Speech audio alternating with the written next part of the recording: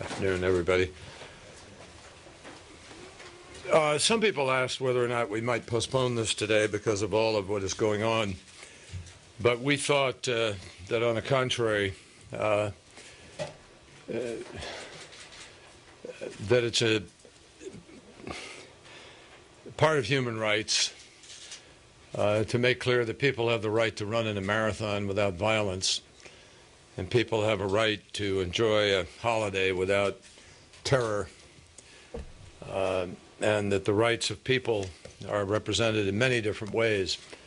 So we proudly stand here today to release again our human rights report. And I want to thank, I'm glad to be here with Assistant Secretary Zia as we present this year's human rights reports. These reports send a very clear message that all governments have a responsibility to protect universal human rights, and they help to blaze a path forward for places where those rights are either threatened or denied.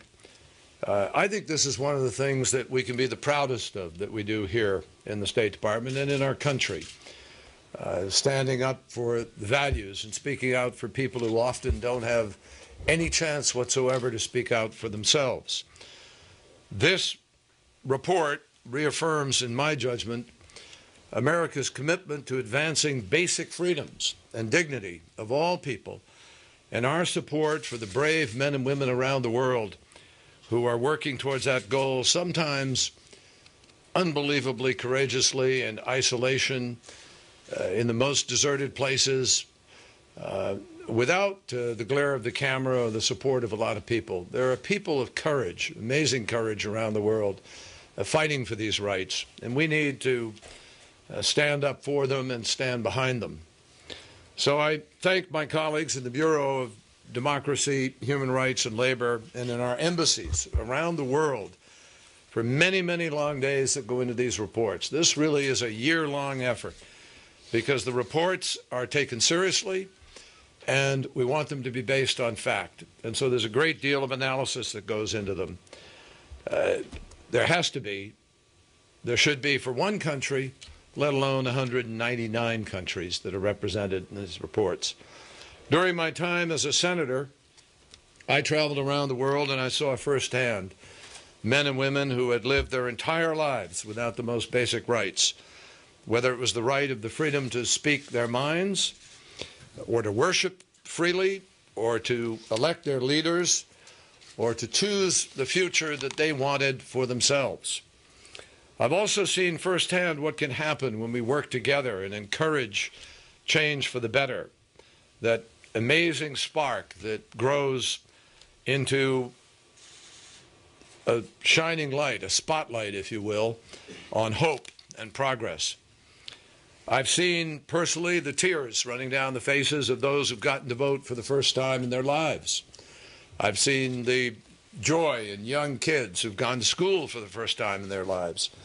I've seen the tears of joy at voting in the Philippines when a woman emerged from a voting booth, casting the ballot for the first time in her 70 years of life. Or I've seen the calm courage of Aung San Suu Kyi, who I met in her home 15, 20 years ago, where she was imprisoned, where after decades of confinement, not unlike Nelson Mandela, she has come out and been able to forgive and to start working alongside her former captors to try to build a stronger and freer Burma. Or, as we all saw, the Libyans who filled Freedom Square in Benghazi, first to bring down a dictator, and then again to let Libya's democratically elected government know of their demands. The rights that these men and women struggled for reflect values that we as Americans hold dear.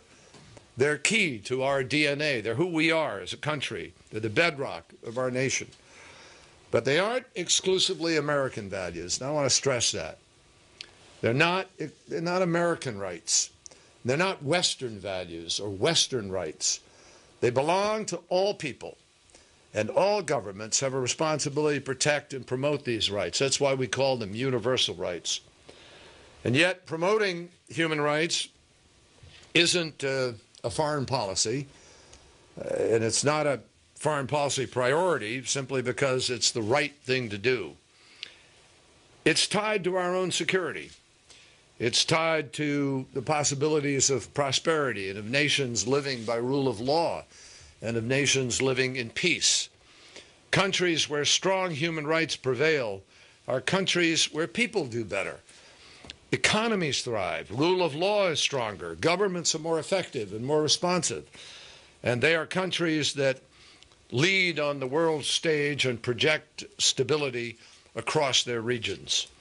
Strong respect for human rights isn't merely an indicator that a country is likely doing well. It actually unleashes a country's potential, and it helps to advance growth and progress. So I ask you just to think of a country like Burma for a minute.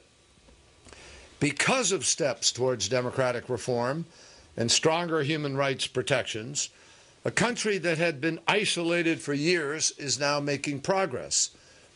Has it reached where we want it to be? No. But it's on the road. It's moving.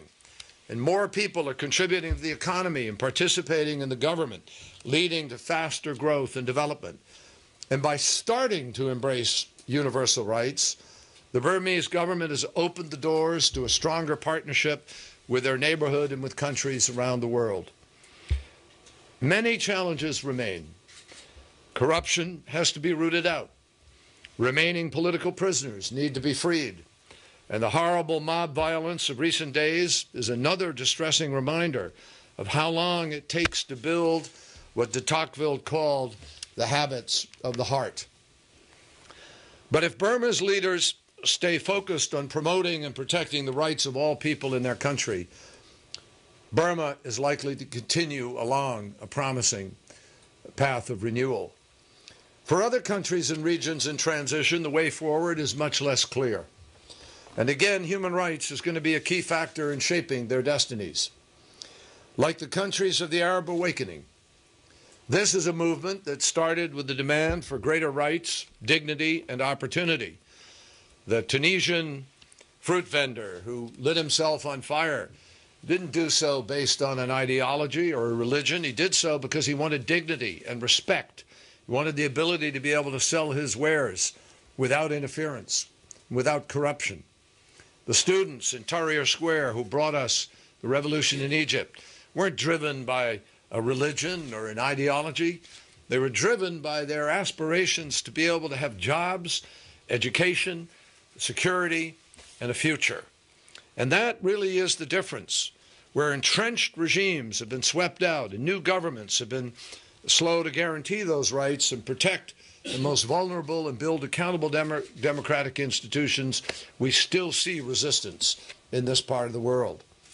In Syria, Assad is desperately clinging to power, responding to the cries for freedom with murder and mayhem, more bloodshed. The vision of so many who have fought and sacrificed across the region will never be realized if their human rights are denied or ignored. There and elsewhere, governments continue to restrict civil society, they suppress dissent, and they stifle free expression. Religious minorities find themselves in prison for violating blasphemy laws. Online activists are shut down for criticizing their governments or shining light on corruption or just trying to speak out and express their view about a different future. LGBT communities are marginalized or criminalized. Women and girls are being targeted through rape as a weapon of war and being attacked for the simple act of going to school. Going to school. These tactics are as intolerable as they are short-sighted. They hold countries back, they create instability, they divide societies, and they set off cycles of retribution. So anywhere that human rights are under threat, the United States will proudly stand up, unabashedly, and continue to promote greater freedom, greater openness, and greater opportunity for all people. And that means speaking up when those rights are imperiled. It means providing support and training to those who are risking their lives every day so that their children can enjoy more freedom. It means engaging governments at the highest levels and pushing them to live up to their obligations to do right by their people. It means encouraging businesses to respect human rights wherever they operate. For nearly 4 decades, these reports, the very report we're putting out today, has helped us to make progress forward on that vision.